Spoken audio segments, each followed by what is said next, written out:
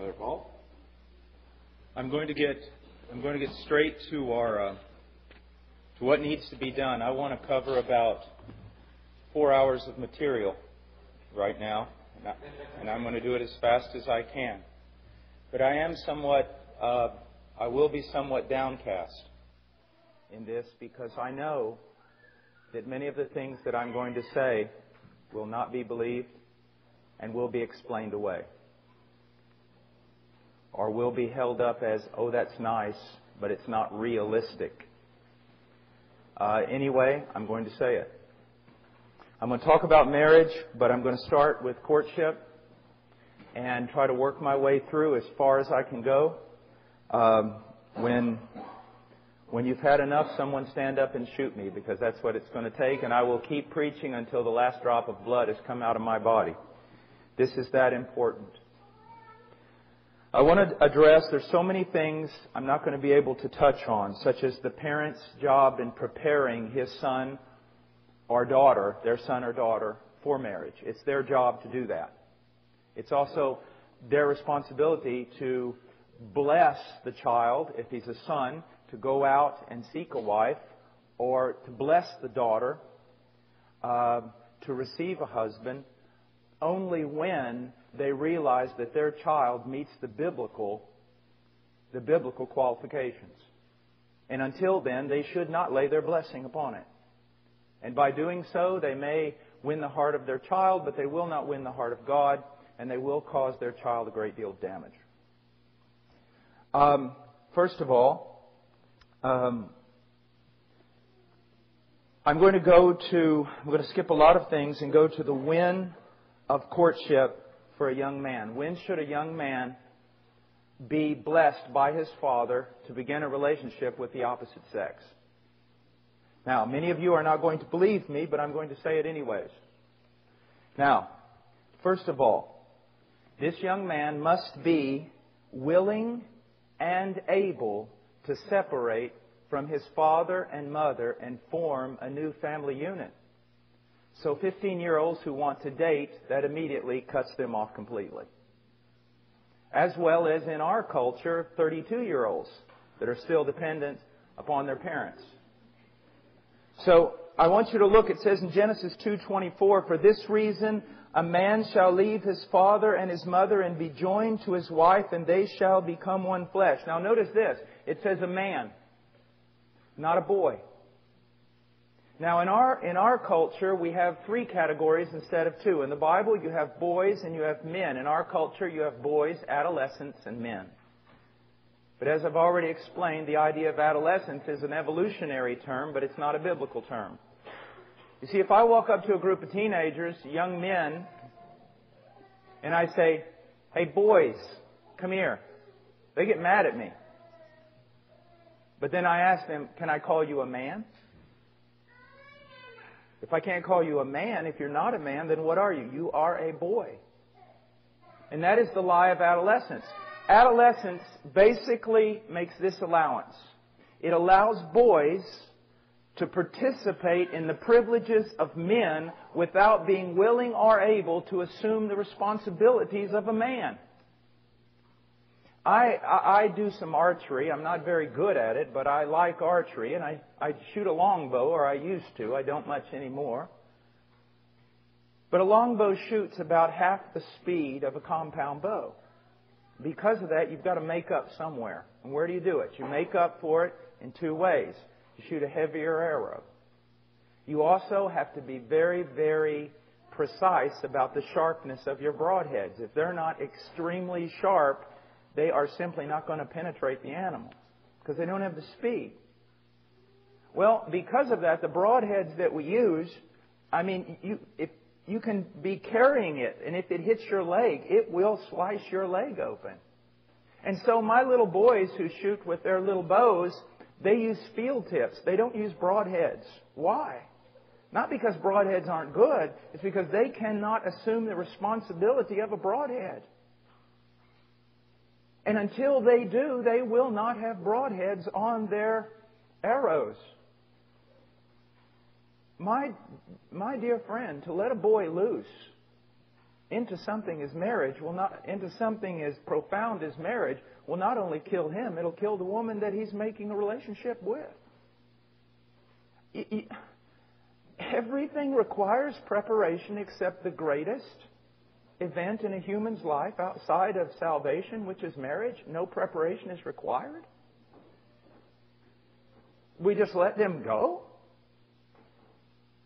Or we give them, this is the most ridiculous part, we tell them that they need to get 6 weeks of training once a week, go visit the pastor, and he's going to teach them something? That's absolutely asinine. It's pathetic. It requires a lifetime of teaching. It is something that a father is to be doing from the moment the child is able to listen to his father, to prepare him for manhood so that he might marry. Now, it says a man must leave his father and mother. The verb leave here is very strong. It's translated from a Hebrew word meaning to leave behind, depart from, forsake, abandon, neglect. Doesn't mean that we're to neglect our parents, but it means that we are able to leave them behind and we are able to stand on our own. That is what a new family unit is. They stand on their own. And then the verb joined is translated from a Hebrew word which means to cling to, stay close, cleave, keep close.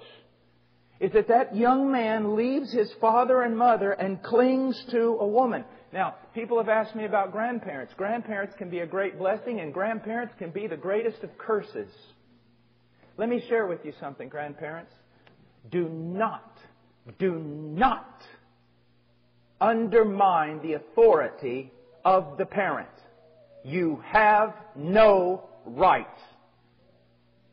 It is not your child. You are not the patriarch. When that son of yours leaves your family, you may give him wisdom. You may always be a counselor to him.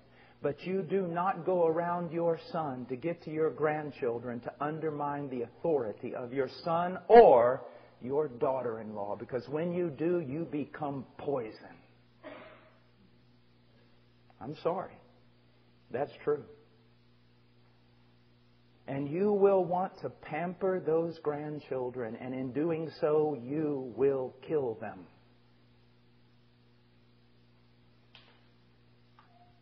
I'm the only man that a lot of elderly people want to beat up. But you know it's true. It's true. I have seen so many grandparents even turn the heart of their grandchildren against their parents. Be their mediators, their go-betweens, their protectors. It's very, very bad.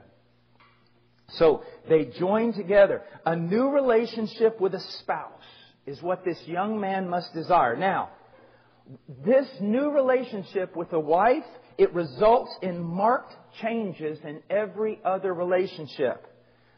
Changes with the siblings, best friends, co-workers, even co-workers in the ministry.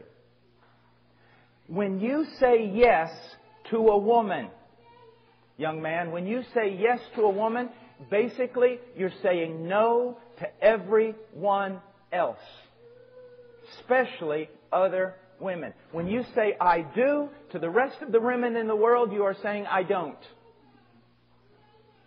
And now, that woman is the most important person in your life over your mother. Your mother is not the most important person in your life. You should care for her if she has needs. You should bless her. You should be there for her. You should honor her. Yet at the same time, you are obligated to protect your wife from her.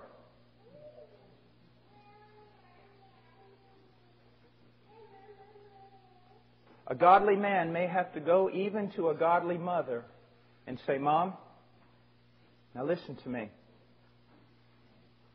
I will give my life for you. I will bring you into my home. I will do anything that's necessary. But when you are in my home, you will respect my authority. And most of all, you will respect the authority of my wife. And if you cannot do that, Mother, you are not welcome in my home.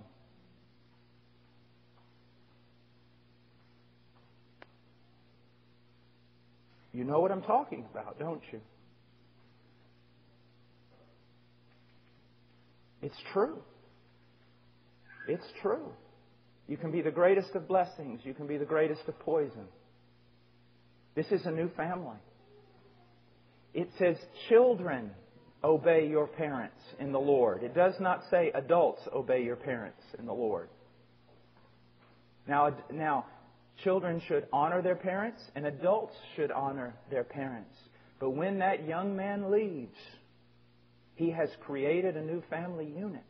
When that young lady leaves, it is a new family unit. And this is also very important for her. She does not run back to her mom and dad and whine about what she's gotten herself into. Now, if she's married to an abusive husband, things like that, you know that there are times when wise men, especially elders, must step in. Things like that. We have no problem with that. But what I'm saying is, you've got to realize you have broken off. And you are a new family unit. And young man, you become the authority that determines the blessedness or the cursedness of your family. Now,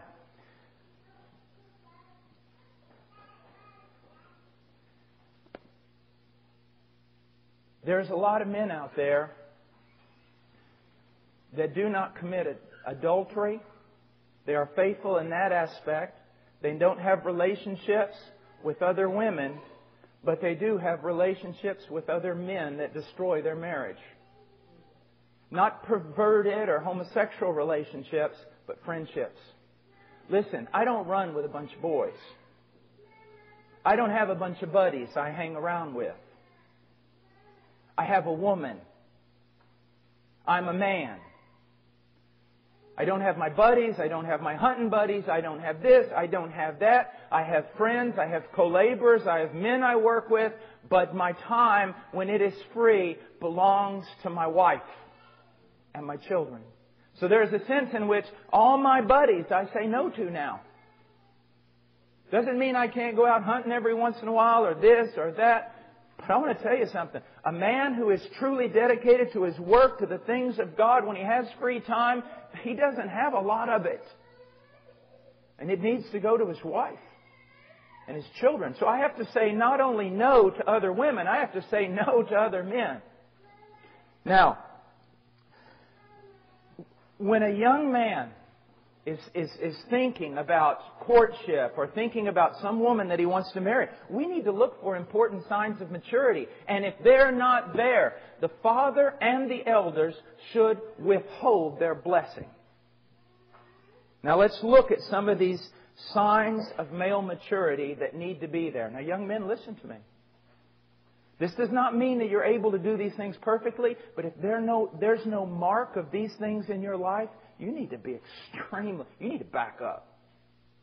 The first one is personal, unaided devotion to God. Can you stand on your own? Without any admonition from father or mother, can you walk in devotion to God, unaided devotion? You don't need someone else waking you up in the morning to have your quiet time. You don't need someone else to have you pray or to go to church or this or that, because you are going to have to stand on your own by yourself. Can you do that? And a perfect example is King Joash in the Bible. Now I want you to look. When he was under a godly authority figure, he walked with God. But when that authority figure was no more in his life, he no longer walked with God. Listen to what the Bible says. 2 Chronicles 24, 1 and 2.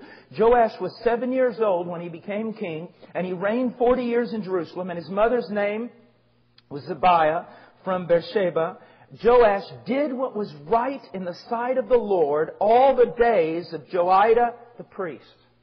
Now he did what was right in the Lord while that priest was over him with authority. 2 Chronicles 24, 17 through 18. But after the death of Joiada, the officials of Judah came and bowed down to the king, and the king listened to them.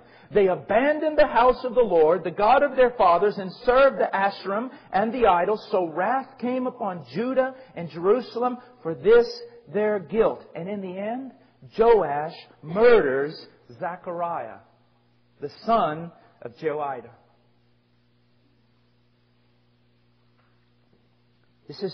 Absolutely amazing. Can you stand on your own as a man alone before God? Now, we all recognize we need the church. We all recognize that we need brothers, sisters in Christ. We need the encouragement even of parents.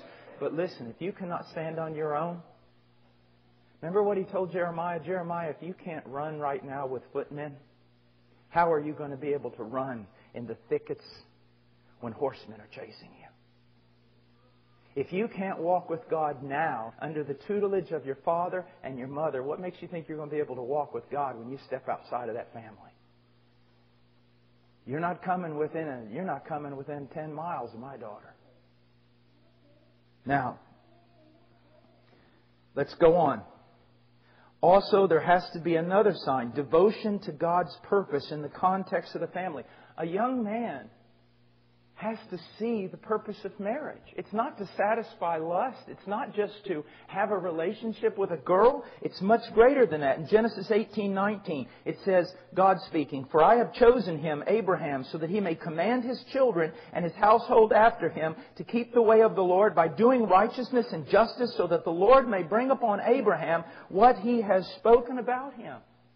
He must have come to grips with the idea, I am marrying in order to raise up a godly heritage to the Lord. One of the greatest purposes of my marriage is to have children and to dedicate myself to them walking in the commandments of Christ. How many young men get married with that in mind? Or having prepared themselves to actually be able to do it. Then he goes on, Joshua 24:15. "If it is disagreeable in your sight to serve the Lord, choose for yourself today whom you will serve, whether the gods which your fathers served, which were beyond the river, or the gods of the Amorites, in whose land you are living. But as for me and my house, we will serve the Lord." It has to be a young man who says, for me and my house, this is the whole reason for my house. This is the reason for my marriage. This is the reason for my life. To serve the Lord. This is what we'll do. Now you say, young man, that's just asking too much of young men. Really? Really? I guess each generation we just need to lower the standard more. Raise our level of success by lowering our expectations. I guess that's why Jonathan Edwards graduated from Harvard and gave his valedictorian address in Latin when he was 17 years old. Just like all the other students. I guess that's why, in the history of my country, 15-year-old young men led other men into battle and conquered great armies. Now, 17-year-old, 20-year-old boys brag about the fact that they scored higher than anyone else in that video game. You want to turn this thing around, you've got to get serious. And it's going to cost. It's going to cost. Now, also, the young man must have a knowledge and application of Scripture. He's got to be able, from the moment he marries, he's got to be able to lead a wife in the Scriptures. He's got to be able to do that. Now again, I'm not saying that he has to have the maturity of a 65-year-old pastor. Well, he should have the maturity of, more than the maturity of some 65-year-old pastors. But he's got to be dedicated to this purpose. Deuteronomy 17:18 through 20. "Now it shall come to pass when he, the king, sits on the throne of his kingdom, he shall write for himself a copy of this law on a scroll in the presence of the Levitical priest. It shall be with him, and he shall read it all the days of his life, that he may learn to fear the Lord his God. By carefully observing all the words of this law and these statutes, that his heart may not be lifted up above his countrymen, and that he may not turn aside from the commandment to the right or the left, so that he and his sons may continue long in his kingdom in the midst of Israel." You say this has to do with a king. No, it has to do with authority.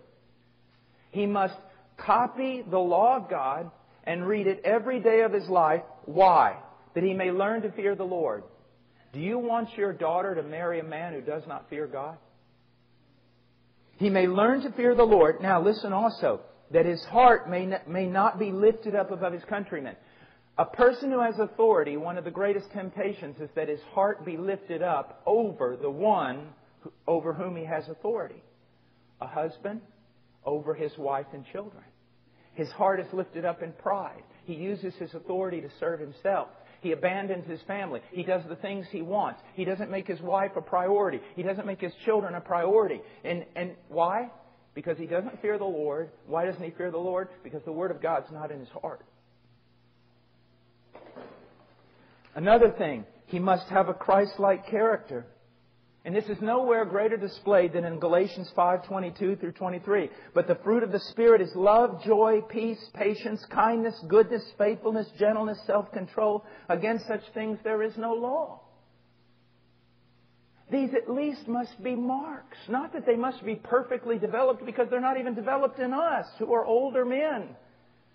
But my goodness, if he has no sense of what he ought to be like, should we really entrust a daughter to him? Also, moral fortitude. I'm so tired of men saying, but it's difficult to read my Bible. I'm so tired of men going, yeah, but I just don't have the discipline to pray. What on earth have we become?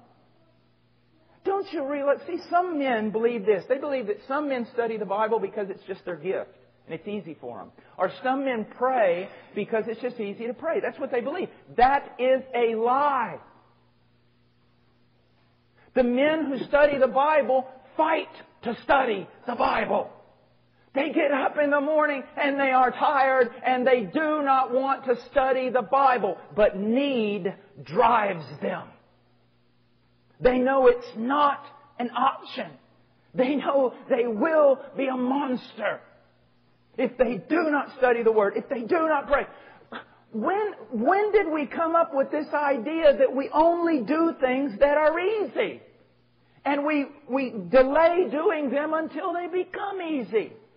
As a man doing the things of God, you must fight for everything. You must fight to get up.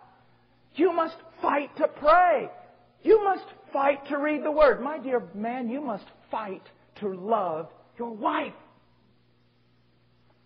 Fight against everything that tells you not to.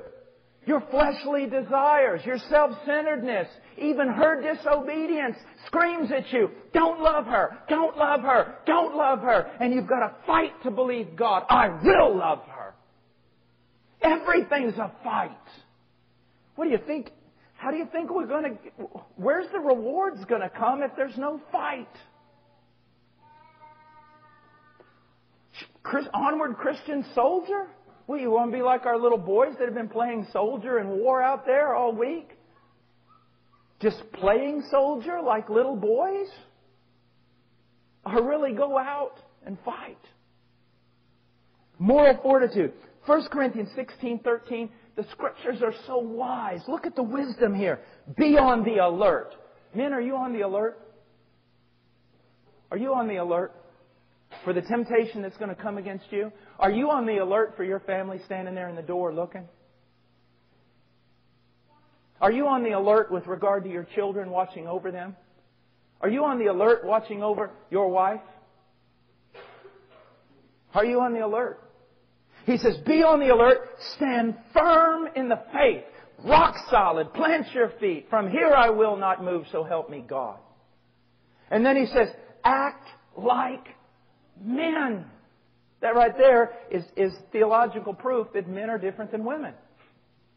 He said, act like a man. Act like a man. And this is what's so neat. He says, be strong.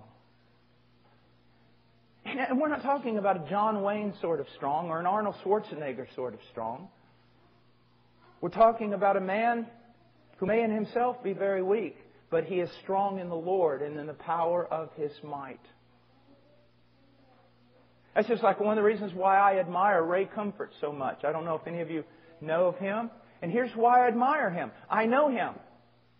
And he is an introvert. I have to pin him in a corner just to talk to him.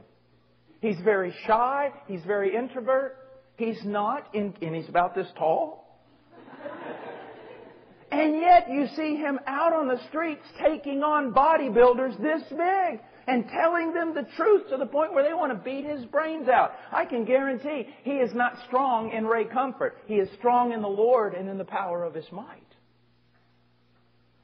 Also, this quote from Jeremiah, moral fortitude. Listen to this, Jeremiah 12:5. If you have run with footmen and they have tired you out, then how can you compete with horses? If you fall down in the land of peace, how will you do in the thickets of the Jordan when enemies are on top of you? Young man, that's a good question. If you are tired in your Christianity and you can't read the Bible and you can't pray and you can't really be dedicated to God while you have a mother and father watching over you, then how do you think you're going to do it on your own? You'll fall down.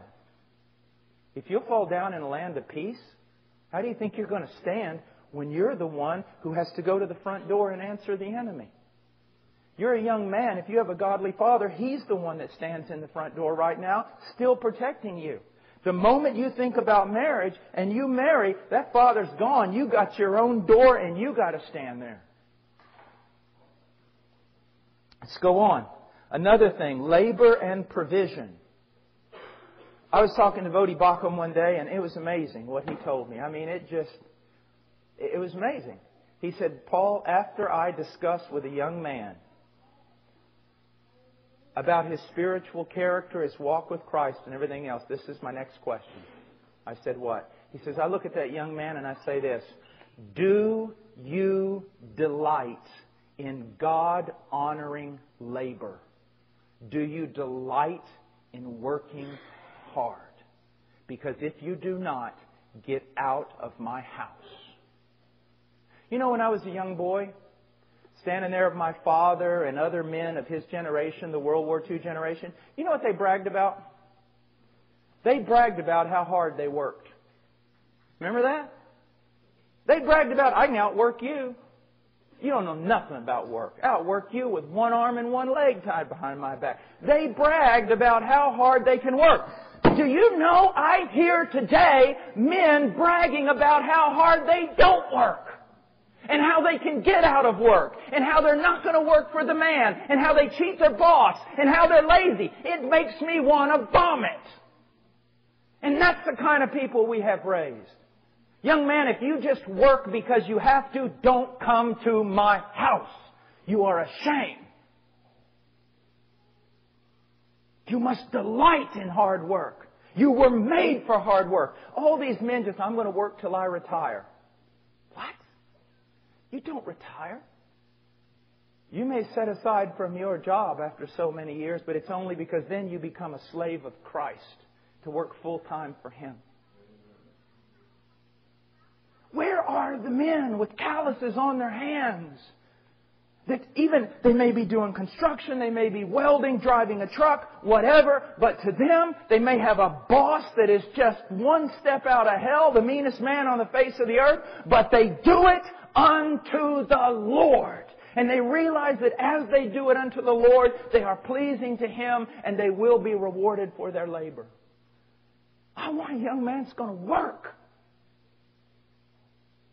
Work. Listen to this. First of all, slothfulness was considered one of the 7 deadly sins, or cardinal sins, or mortal vices, along with gluttony, greed, wrath, envy, pride, and other things. We breed slothfulness among our children. Parent, you listen to me. You got a 6-year-old and you're making his bed, you ought to be ashamed of yourself. You mothers picking up underwear, your teenage boys, Father, you ought to walk in there and whip those boys with their underwear. That is pathetic. It is. Look, just think for a moment. Come outside of your culture and look at yourself. You're going to allow your wife, your princess, your queen, to be picking up the underwear of some 15-year-old? It's not going to happen.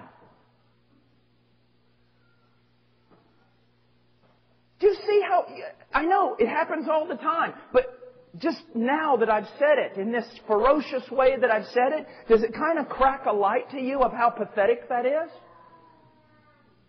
Your wife is making his bed? I'll make his bed. And this guy's going to go get married? Young girls, let me just give you an example, something really quick. A little bit of advice. You won't listen to me, but at least on the day of judgment, God will be able to say you were told the truth. You look at that young man the way he treats his mom. He'll treat you worse. Young man, you look at the way that girl honors her father, because she will honor you less. And young man, before you marry, you ask her father that unannounced, he might lead you up to her room when she's not there. And if it's a filthy pigsty, I don't care how beautiful she is, you better run. Because that's what your house is going to look like, and that's what your children are going to look like. Grandparents used to talk this way. That was the wisdom that grandparents used to hand down to their children.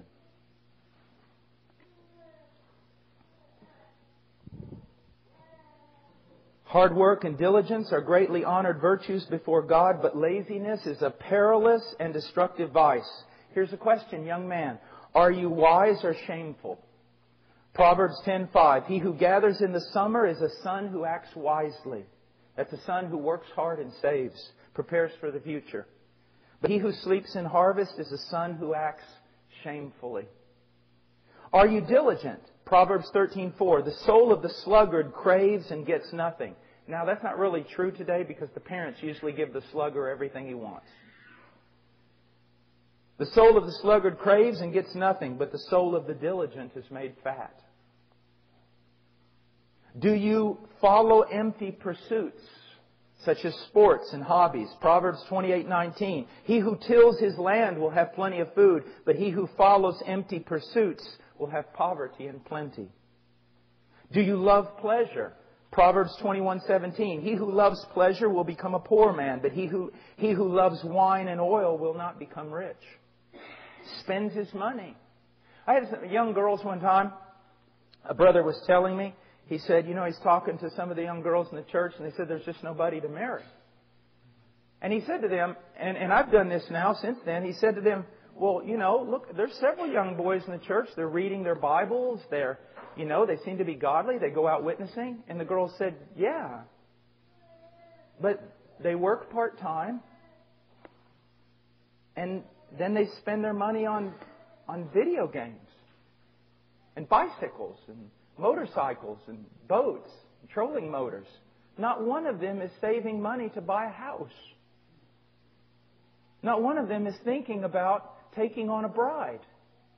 They're just little boys running with little boys, even though they read their Bibles. And it goes on. Are you saving for your future and your children's future? Proverbs 13:22. A good man leaves an inheritance to his children's children, and the wealth of the sinner is stored up for the righteous. Do you lead an undisciplined life? Young man, are you disciplined? Do you have a purpose? Have you marked out your days? Do you consider about wasting time? It says this in 2 Thessalonians 3:10 through 12. For even when we were with you, we used to give you this order. If anyone is not willing to work, then he is not to eat either. For we hear that some among you are leading an undisciplined life, doing no work at all, but acting like busybodies. Now such persons we command and exhort in the Lord Jesus Christ to work in quiet fashion and eat their own bread. I was talking about the Mennonites that sold lumber up in Illinois where I used to buy my wood. You know what one of them told me one time? He said this. Among us,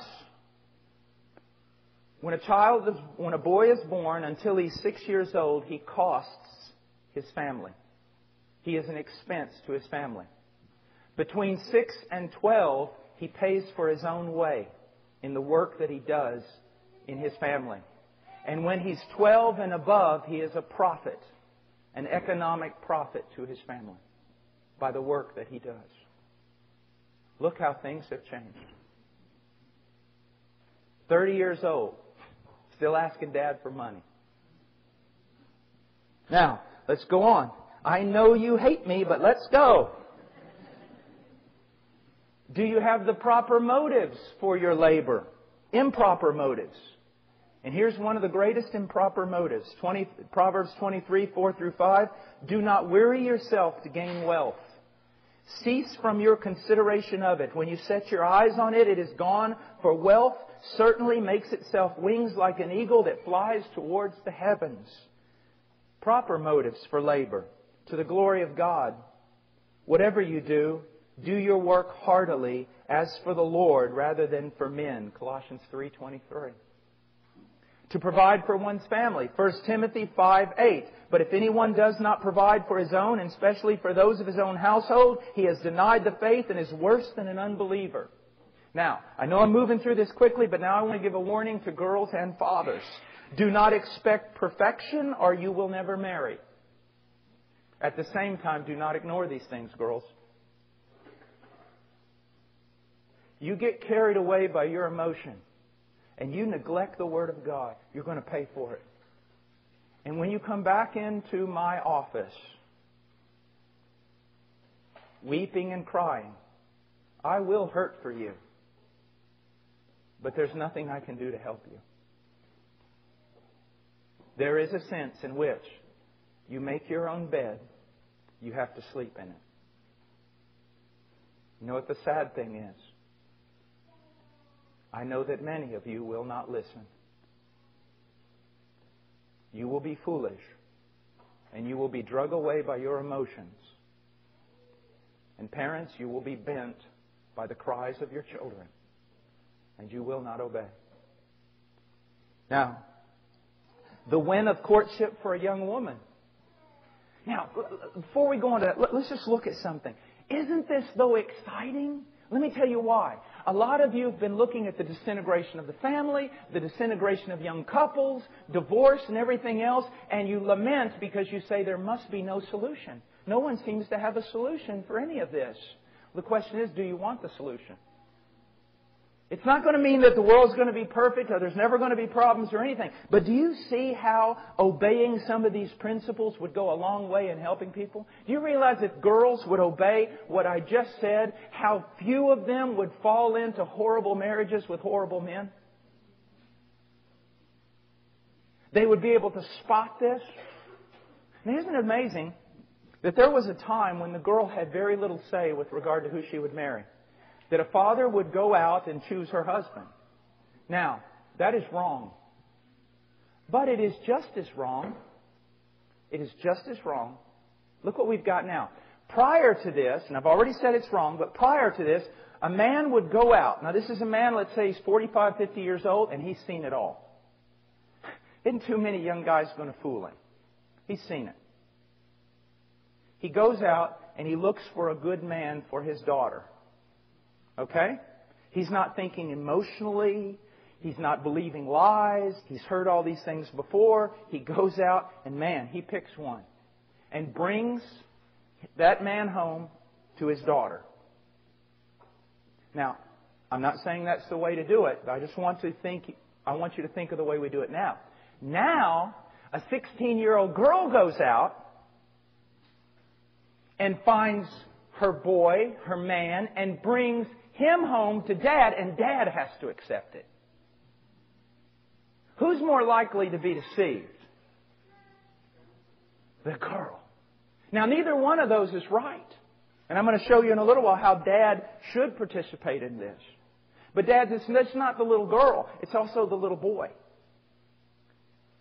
And we're going to see that. Now, the win of courtship for a young woman.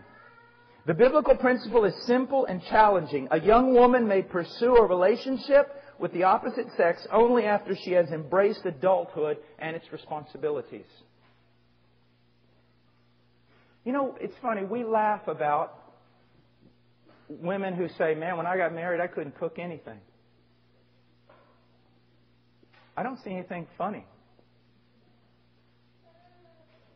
the simplest task of home economics is to cook, that tells me you couldn't do anything in anything. All you could do was romance. That's sad. It's also an indictment against us as parents. But of course, we've decided we're not supposed to teach our children. We turn them over to a secular government to do it, who not only does not give them knowledge, but most importantly, does not give them character. Listen, homeschooling is not about teaching your children. It's about instilling character in your children through you. It's a big difference. Now, let's go on. First of all, to Mary, is she growing in maturity in the fear of the Lord?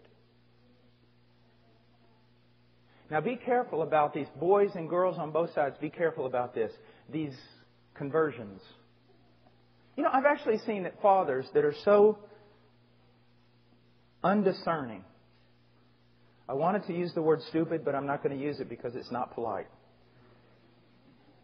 Fathers that are so undiscerning that a boy comes to the church who wants to really have a relationship, usually date, his daughter, and he goes, "No, you cannot date my daughter because you are not a Christian." 2 weeks later, he gets converted. "Bless God, now you can date my daughter." That's asinine. The proper response is, "Well, wonderful, you've made a profession of faith. Now let's wait 2 years to see if it's real.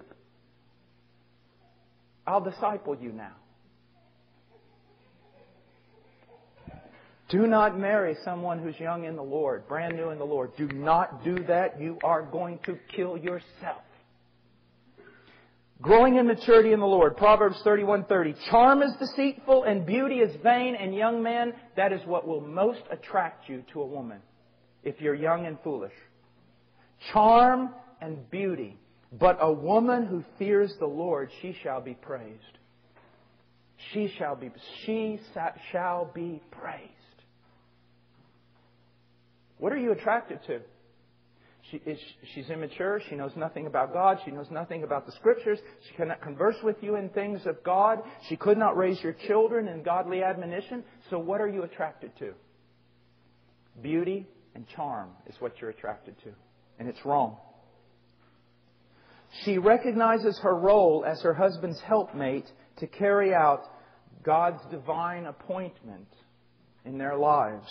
Genesis 2:18, Then the Lord God said, It is not good for the man to be alone. I will make him a helper suitable for him. The word helper there is help, one who helps.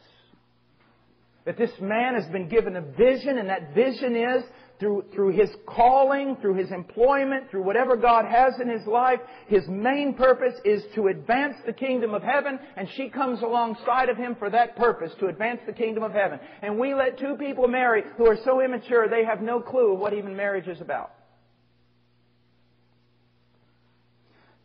She is also to begin to be, ask yourself this question before you get married. If we get married, and in the next year we have children, can she be a caregiver, teacher, and disciplinarian of my children? Most times she can't even be a caregiver of herself. This woman is going to raise your children. Think about that. And you say, but I love her. Listen, she may be the one for you. Wait 2 or 3 years. You know, to go into the ministry, you go to Bible college. To learn to drive, you take lessons. To be a doctor, you go to medical school. To take a new position in the plant, you may have to go into training for 6 months. And then it comes to marriage. No training, no requirements, nothing. That's not what we're supposed to be doing. She's to be a caregiver. Psalms 131:2, Surely I have composed and quieted my soul like a weaned child rests against his mother. My soul is like a weaned child within me. The Bible recognizes that child is going to rest against his mother. Against what kind of mother is that child going to rest? Men, this is why the care of your wives and the discipleship of your wives is so important. Because her godliness or lack thereof is going to fall upon your children. Also, she must be a teacher and a discipler. Proverbs 6:20. My son, observe the commandments of your father and do not forsake the teachings of your mother. This tells us two things. First of all, the woman is involved in teaching even though she does not have the primary role. The father has the primary role. But here's something else that's important. There is a unity between the teaching of the father and the teaching of the wife. They are not contradictory. It is not mother saving the children from dad or dad saving the children from mother. There is a unity of their teaching. How many young people get married discussing, okay, how are we going to teach our children? Are we unified in this? What are our goals? No, it's basically animal. It's animal. We are attracted to one another. Go on.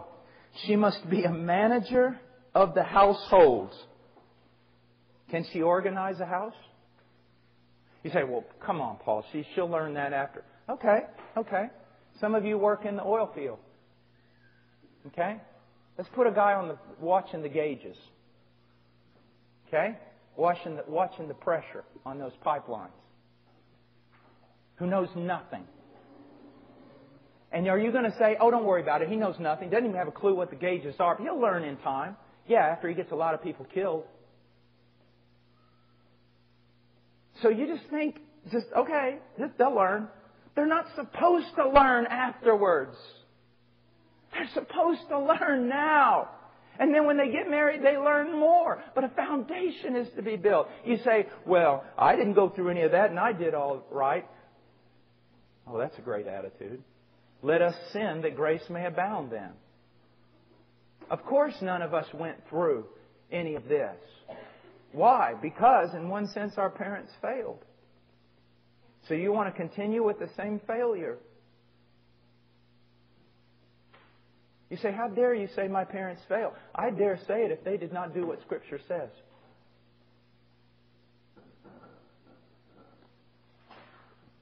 Lessons from Proverbs 31. Listen to what it says. Verse 11, her husband trusts in her to manage home and family. Let's just go there really quickly.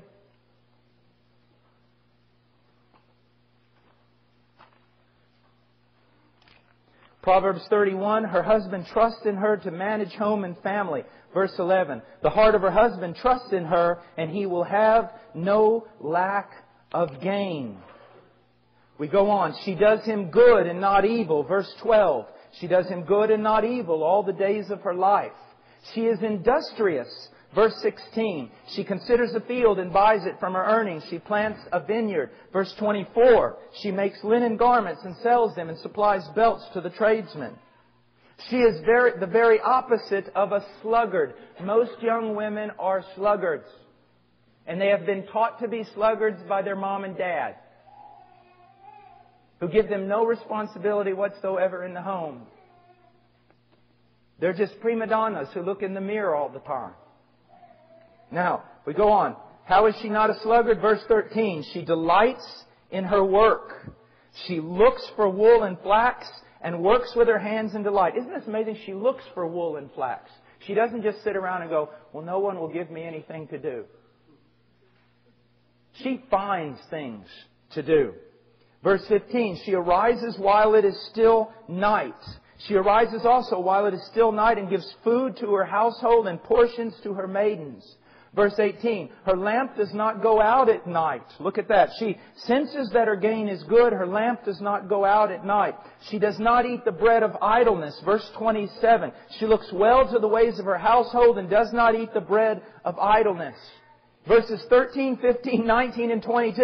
She is knowledgeable in practical duties.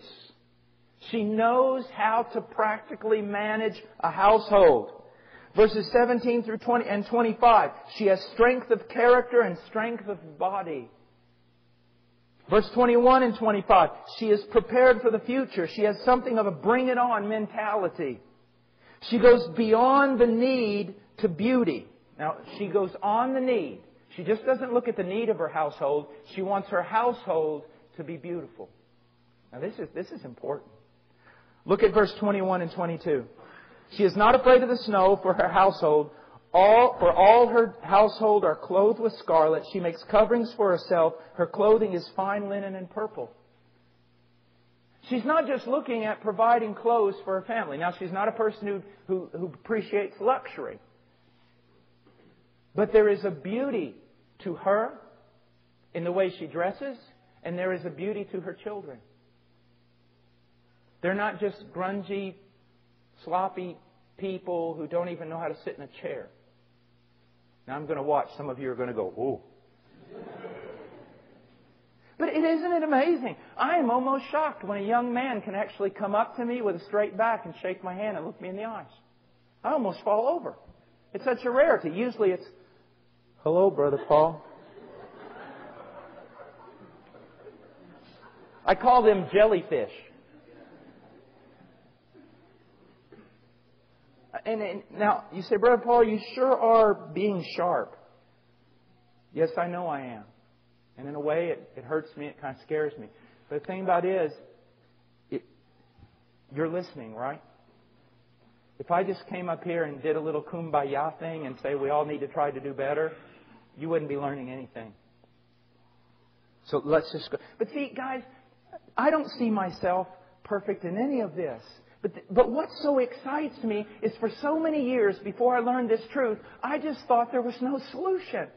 And it's not that if you do these things are going to turn out perfect. But the point is, we don't have to live the way that we have. There is a better way. Not that we're going to do it perfectly. Not that if we do these things, our children are going to come out right. Because the main thing is our children be converted. And we can't control that. But the thing about it is there's so much more to the Christian life than just coming into a camp meeting and praying for revival and going back to a home that has no fragrance of Christ. No discipline. She is charitable. Verse 20. She extends her hands to the poor. She is marked by kindness and wisdom. Verse 26. She opens her mouth in wisdom. Can the young lady open her mouth in wisdom? Most elderly ladies cannot open up their mouth in wisdom. Because to open up your mouth in wisdom, your heart must be filled with the Word of God. Most give only wives' tales and advice that they received from someone who received it from someone who did not get it from Scripture. Go on. She is fruitful. Verse 14, she's productive. Look at the young lady. Is she productive? I mean, is there fruit in her life? Not just spiritual fruit, but around her home, the way she serves her mother and serves her family. Guys, look at her car. If it's a filthy pigsty, be careful. See, if I just talk generally about sin, it doesn't have any impact. When I get specific, it's like, oh my gosh, what is this? Now I know why so many people hate that guy on the internet.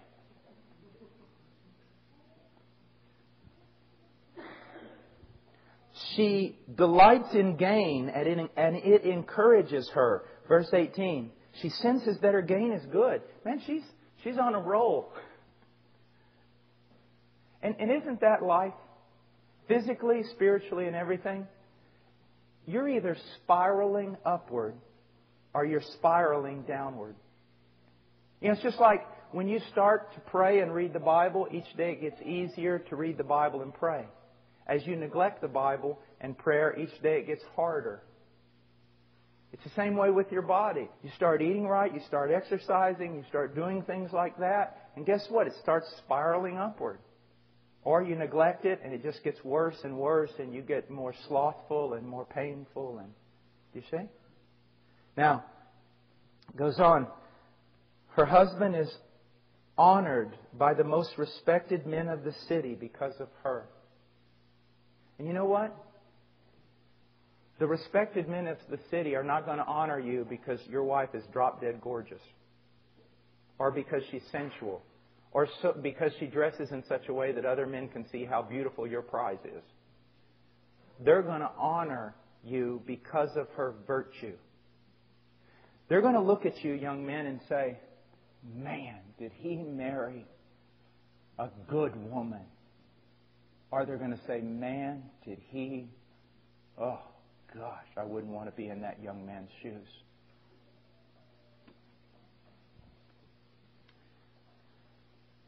Do not marry a storybook princess unless she happens to be Cinderella.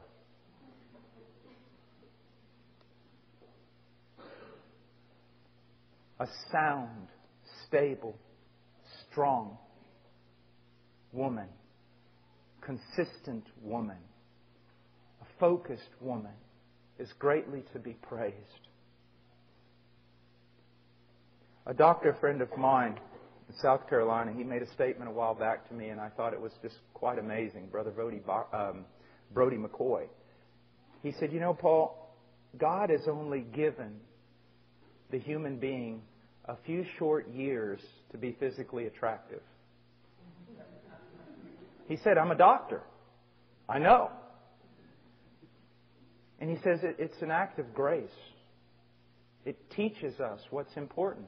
I mean, just think about it. You're looking at 15, 16 years old up until about maybe 30, and then from there on, man, it's just downhill. I mean, it's fast. It's a fast-moving car. All right, guys, listen to me. Listen to me. You have been raised in a culture where a woman should be treated like a princess only if she's 5'10" and weighs 3 pounds. You know, you give her an M&M and say, here, go on a binge. Eat all you want. Yeah. Guys, let me tell you something. You'll find this out, and men, if you have any spirituality at all, you'll say this is true. No matter what happens to your wife as she grows older, if she has a gentle and quiet and sweet spirit about her, she is lovely. But no matter how well conserved she is, beautiful physically and everything, if she remains with that hardened spirit, cantankerous, conflictive, combative, lazy, your house is in disorder, you never know if your children are being well kept or not, it is a misery. A woman who fears the Lord. Now you might say, well, you know, there is someone, but she's not anything like this. Well, first of all, again, remember, we're not talking about perfection. But do this. Think about this. What if I go to her and say, look, I'm not there, and you're not there. I do care about you, and I do. Why don't we do this? Why don't we dedicate ourselves to becoming this before we marry, to becoming knowledgeable of this? I want to become the man that I need to be. I'm going to go to my father, and hopefully you have one. I'm going to go to my father and say, Father, I want to be a man. And I want to marry when you tell me, son, you are a man. And you go, and daughter, you say, I want to be a woman, and I want my father and my mother to lay their hand upon me. The only problem is a lot of kids would go to their parents and do that, and the parents would think they were nuts. Isn't that pathetic? Even parents who are in church all the time. I have to tell some young people, I say, you know, you need to do this with your father and your mother. And they go, my father and mother would just think I was crazy. I said, well, you need to go to your elders then. And they go, my elder? I mean, my pastor? Yeah, well, I mean, he wouldn't know what I was talking about. And now you want to know why the church and families and stuff are so messed up? What is the Bible? The Bible only talks about salvation by faith and then nothing else? It doesn't tell us how to live. It doesn't tell us anything. So we're just on our own after we get saved? I think not.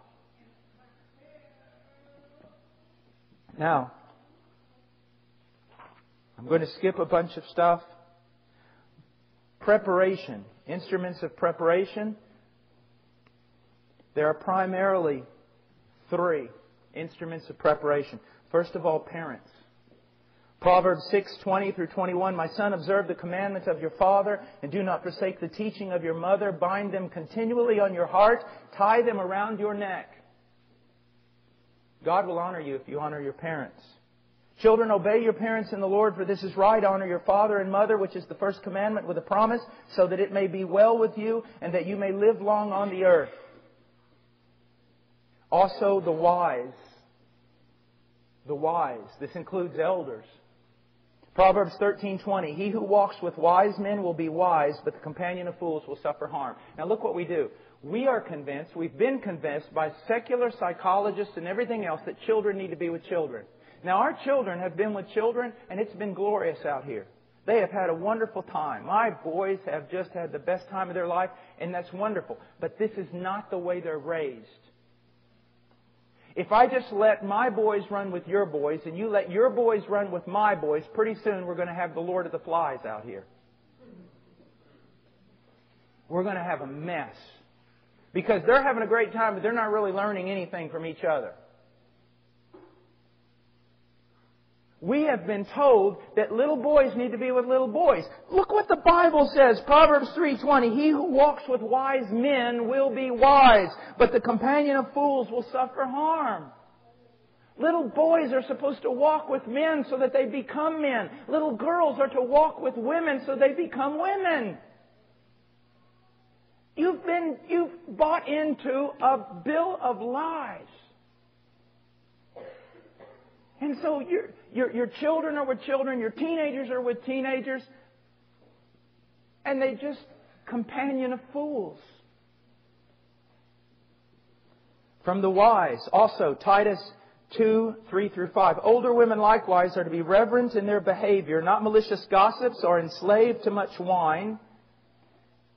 So if you're not reverent in your behavior and you're a grandmother, please stay away from your grandchildren. You think just because you're old you have a right to your grandchildren? I'm the only man that will probably one day die at the hands of a 75-year-old grandmother. You don't have a right just because you're older.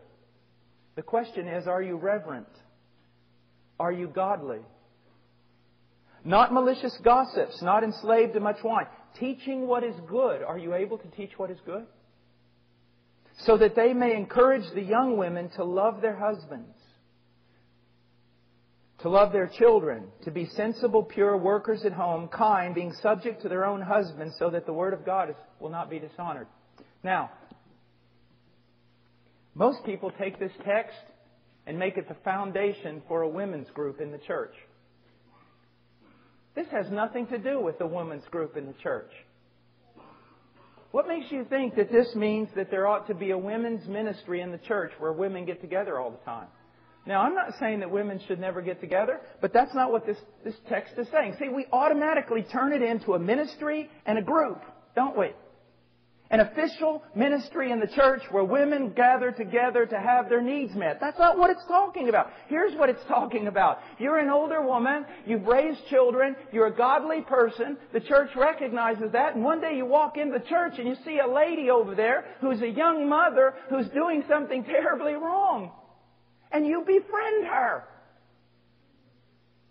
And you teach her. You show her. You help her. You pray for her. And we turn that into a women's group. But now I'm going to... Ready? Now, men, help me out here. If I get stormed, I'm going to need some backup. Listen to this. Older women likewise are to be reverent in their behavior, not malicious gossips. Must teach them to love their husbands.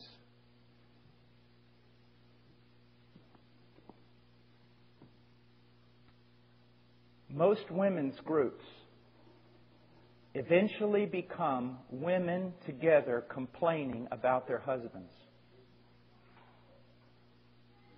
They come together to share all the wrong things that are going on in their life.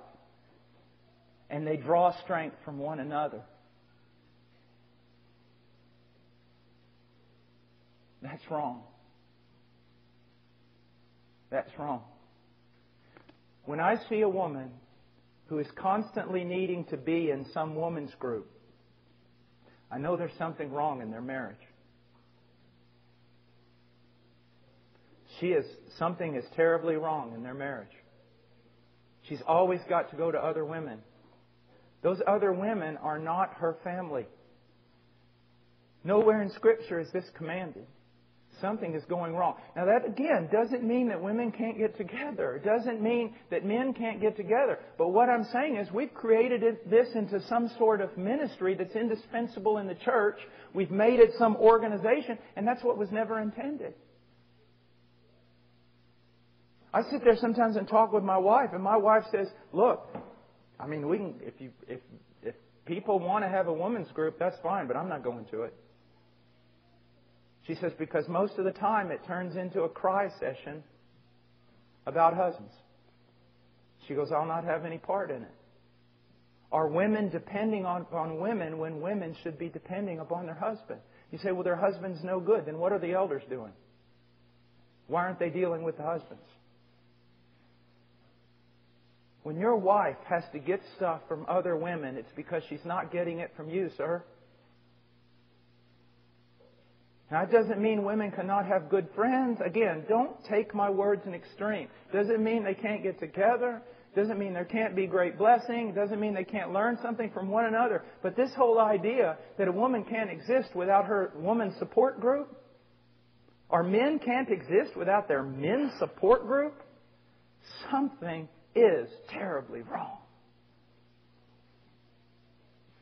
Something is terribly wrong. Now, if you do not like what I said, blame this on my wife because she's the one who taught me all this stuff.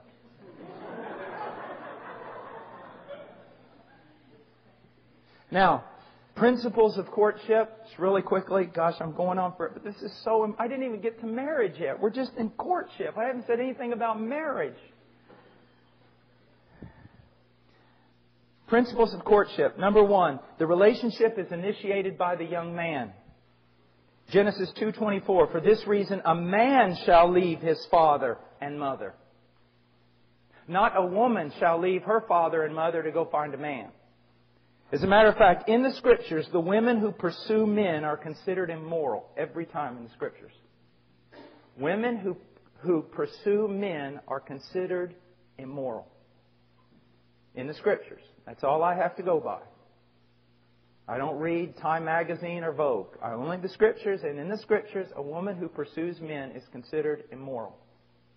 Now, also, I want you to just look at something, if we don't have time to get to it, is, have you ever heard of the statement, her hand in marriage? Fathers, that means that your daughter is in your hand. She's under your authority until the day that you determine that her hand should be placed in the hand of her husband.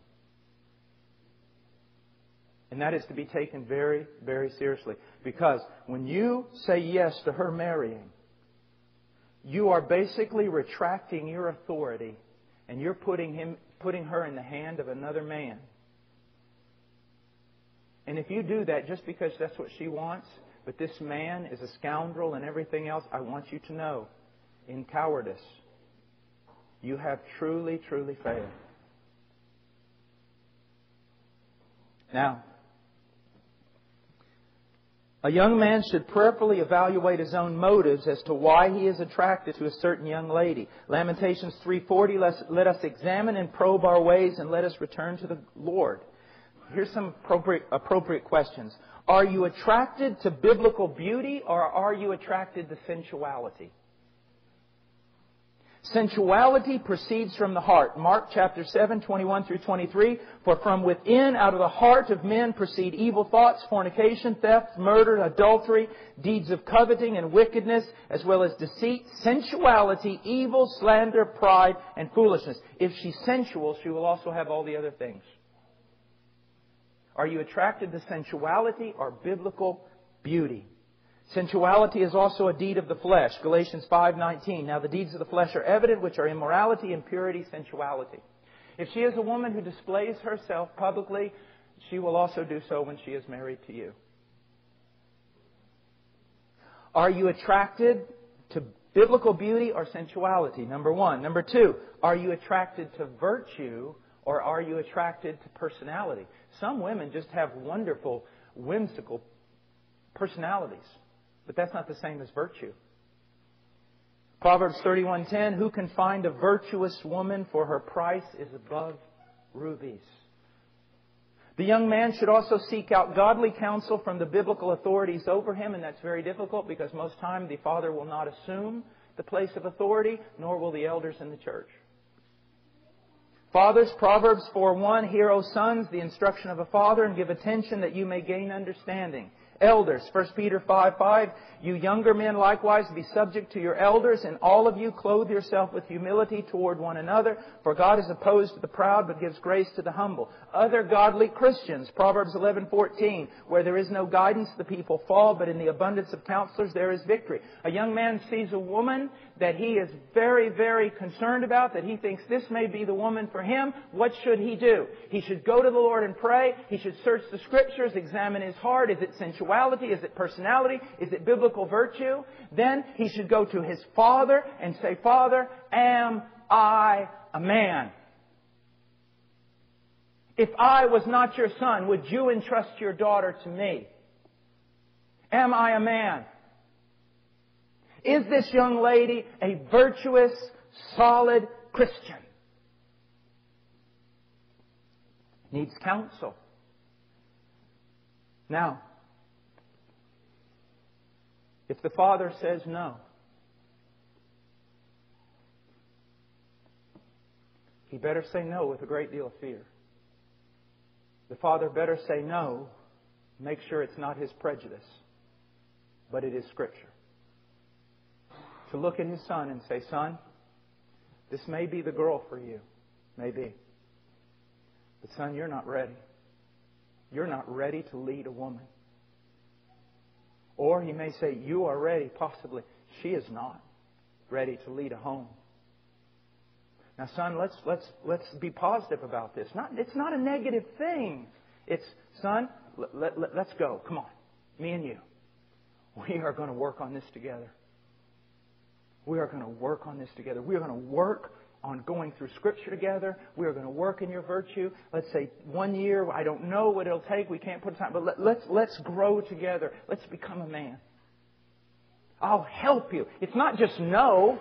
It's no, son, but look, this is good. I'll come to you now. We will work harder than ever. We'll read the Bible together. We'll pray. I'll watch you. I'll monitor you. I'll bless you. I'll pray for you. We're going to go full bore now. I've been training you all your life, but now we're going to ramp up the training.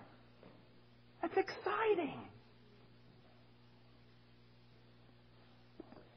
Now, if a young man seeks the permission of his father and his father says, yes, you're a godly young man, and I'm proud of you. And yes, I've observed the life of this young girl. She appears in all things to be godly. We've talked to the pastor. He also sees that. Now, what does the young man do? He doesn't send his best friend to go talk to her best friend to see if she likes him. That is... Goodness gracious! And he doesn't go to her. He goes to her father. Now let me give you an example. Let's say we're in Illinois and it's tomorrow is October 1st. You know what that means, don't you? We're in Illinois. Tomorrow's October 1st. Wow. Man, we're excited, aren't we? But you don't know what October... It's deer season. Deer season. Man. Well, November 1st then. All right, it's deer season. I'm like sitting there with my bow. It's midnight. I'm just waiting for the sun to come up. And I'm going to get in that old beat-up truck of mine. I'm going deer hunting. I'm so excited. I've been waiting for this since season ended. I mean, it's been 5 years of hunting. I still ain't killed a deer, but I'm not giving up. Worst hunter in the world, but one day it's going to happen. Okay. So I go out. It's 4:30 in the morning. I go out to get in my truck and it's not there. My beat up, ugly truck is not there. Where's my truck? I lost my truck. My climbing stand is in the back of that truck. All my hunting gear. And I'm not going hunting today. I'm walking back and forth like this in the yard. Where's my truck? I don't know where my truck is. Someone got my truck. And then all of a sudden, you, young man, you pull in my driveway at 10 o'clock with my truck. And you jump out and you throw me the keys. Hey, Mr. Washer, thank you for the truck. I'm like,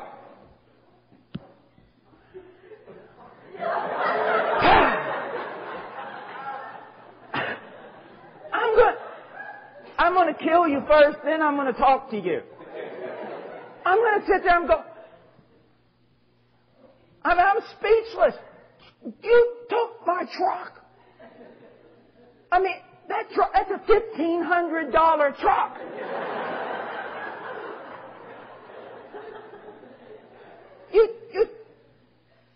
I'm going to kill you. And I'm going to hang you in my front yard as a warning to everyone else. You took my truck.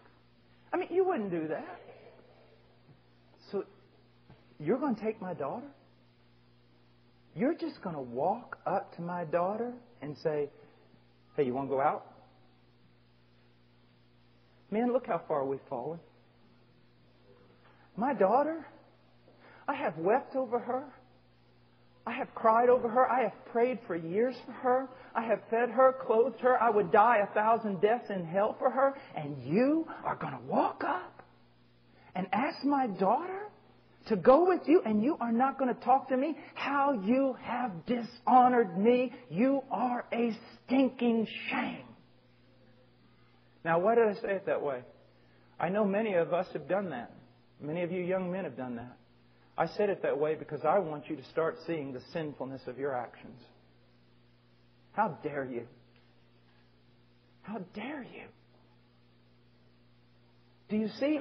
Some of you are sitting there going, well, man, I never even looked at it that way before. Well, you need to. Fathers, what's wrong with us? I mean, my gosh, look at us. You?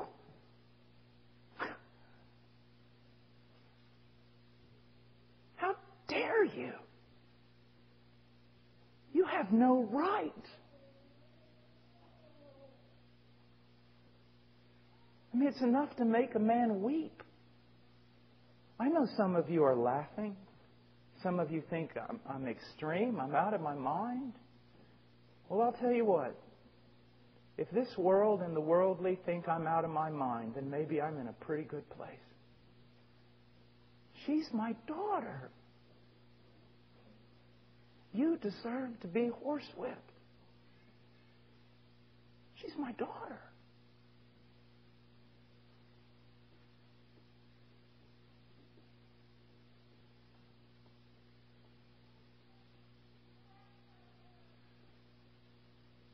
You should come to me.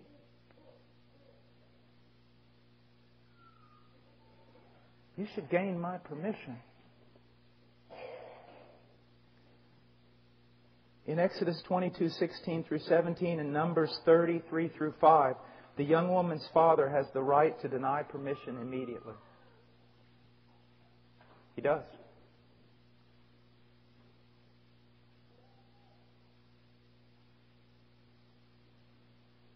But let's say you come to me and you're a fine young man. Now, I may not know that at first, so I may ask you to spend some time with me. I may ask to meet with you at, Tim Hortons. I may ask to talk to your father before my daughter knows anything. But let's say that I come to the conclusion you're a fine young man. Then do I look at you and say, yes, you can talk to my daughter? Absolutely not. Why? I'm going to go to my daughter. I'm going to tell you as a young man, I'm going to say, listen, young man, I'm going to pray about it for a couple of weeks, and then I'll come back and give you an answer. And then I'm going to go talk to my daughter. And if my daughter says, no, Daddy, no, then I'm going to go, well, honey, he seems to be a fine man. Would you just pray about it? She prays about it for a couple of weeks and she says, no, Daddy. I go, fine. Now, here's what I don't do.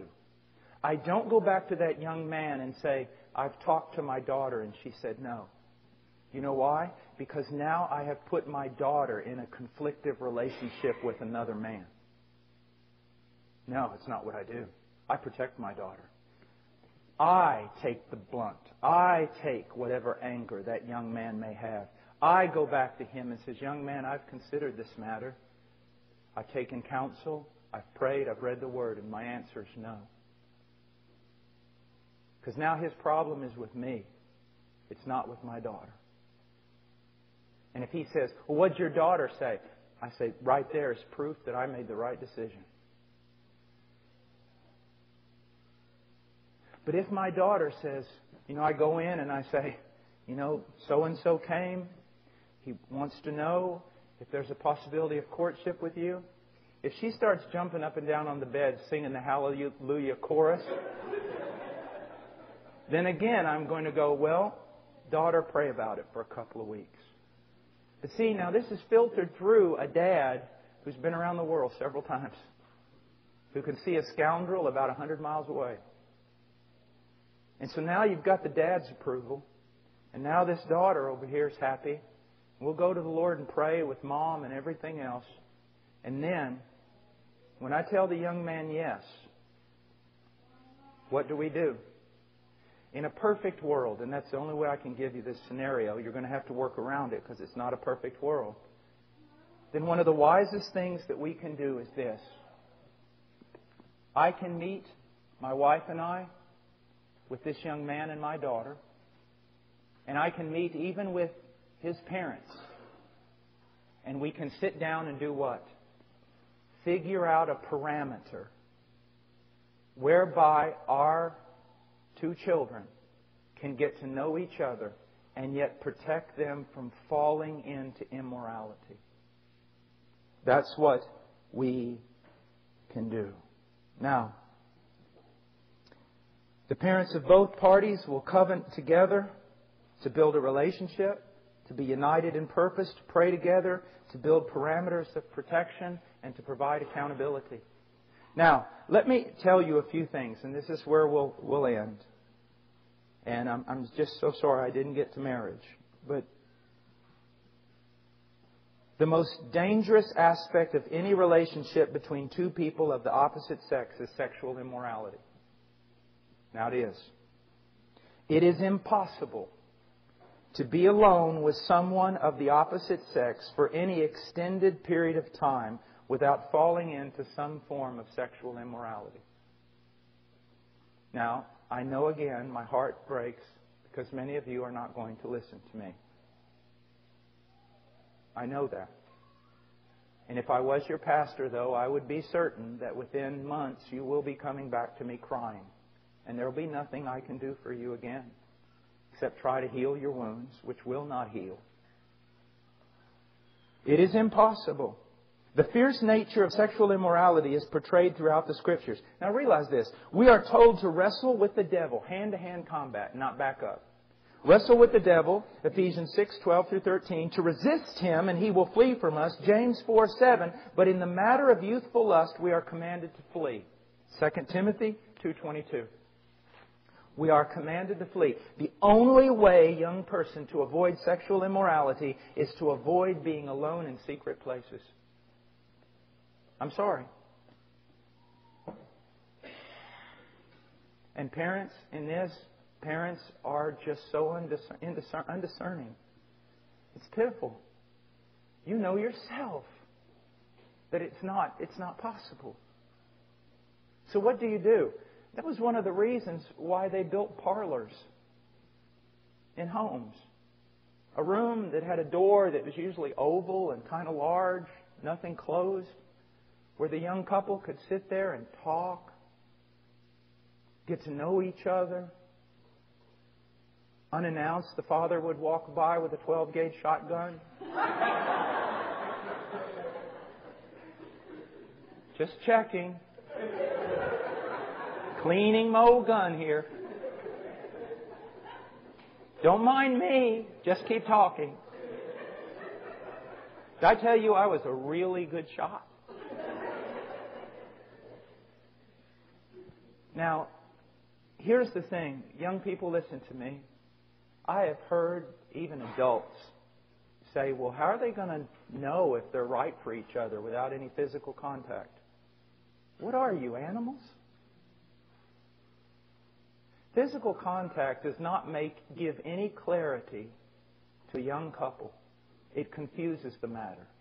And here's how it confuses the matter. First of all, lust, unchecked, confuses everything.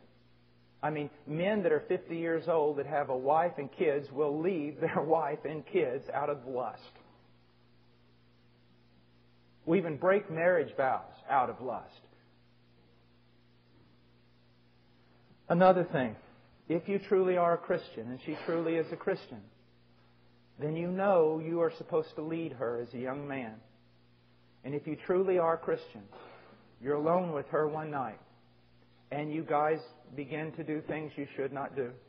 If you're both Christians, the Spirit of God will convict you of sin. And then what happens? You're sitting there as the young man, totally ashamed because her father entrusted her to you, and you have shamed her, shamed the father, and shamed yourself. And you're thinking to yourself, what kind of leader could I be? Look what I've done to this girl. She's sitting over there thinking, he now must think I'm just a tramp.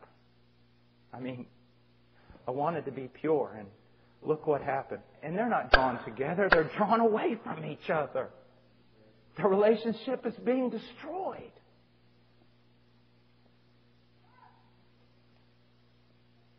They should be allowed to do things. It should be in the company of others. They should be allowed to converse, but it should be under parameters that can be cared for. And men, you know the shotgun thing? I hear fathers that, their daughter's 15 years old. Okay, she's going to go out on dates. But man, he goes back to his buddies the next day. Yeah, when that young guy showed up, I was there with my shotgun cleaning everything. That's idiotic.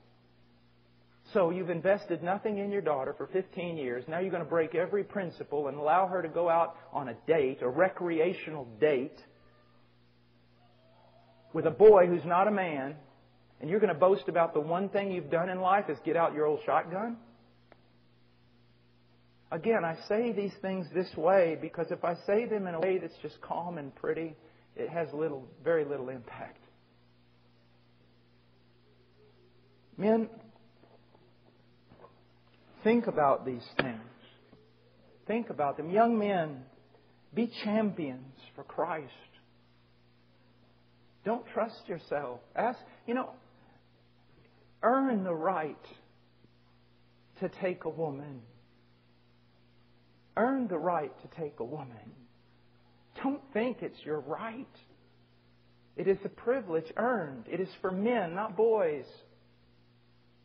Take this seriously. Young girls, listen to me. Please don't ruin your life. Don't discard this in the name of some foolish, lustful romance. How many people must you see around you every day? Destroyed homes, children with no fathers, women who sit there just wilting away at a husband who's just obsessed with other things. I mean, how long does it have to go on? And we sit there and go, I don't know why it's happening. You don't know why it's happening? Now let me finish by saying this. Because I teach these things, even when I teach them, I don't know here, right now, maybe, but in most places where I teach these things, you know what some people are thinking? I can't wait till his boys grow up. I know that because I teach these things, people say that. And I know that some people will take a great deal of joy if one of my children fall. I know it. I've heard it. I know that I can see a smirk on the face. I'm not teaching these things because I have 10 kids that are over 25 and they're all successes. Because that would just be pragmatism, what most people live on. I'm teaching them because they're biblical principles. If it's just the authority of my experience, then it has no authority at all. But that's what most people base their life on, isn't it? That's why someone will say, I was a great parent. My children are both walking with the Lord. They're missionaries in the Soviet Union. You could have been a terrible parent, and God just did that.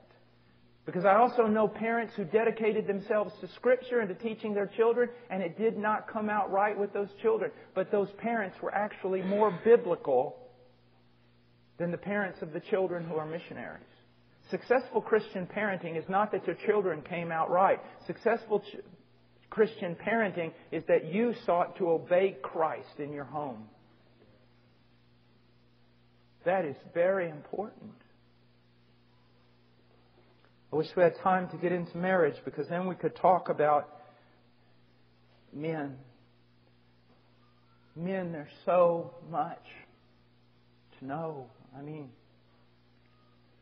I almost wish I didn't have to preach tonight, because there's so much, men.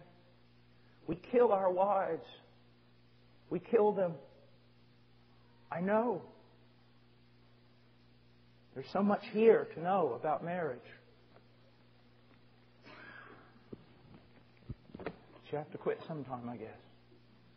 Well, let's pray. Father, I come before You, and Lord, I have been extravagant and bold and sharp and maybe even rude. Lord, take away the chaff. Leave the food. Lord, that Your children would see that the Scriptures tell us more than just how to get saved. They tell us how to live. Let us walk as wise and not foolish, to walk circumspectly. In the name of Jesus, amen.